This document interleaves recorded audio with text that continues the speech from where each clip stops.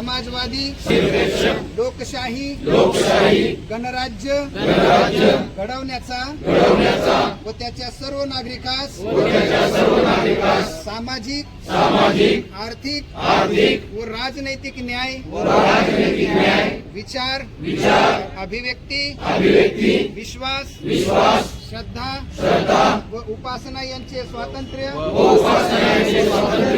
दर्जाची व संधीची समानता निश्चितपणे प्राप्त करून देण्याचा व त्या सर्वांमध्ये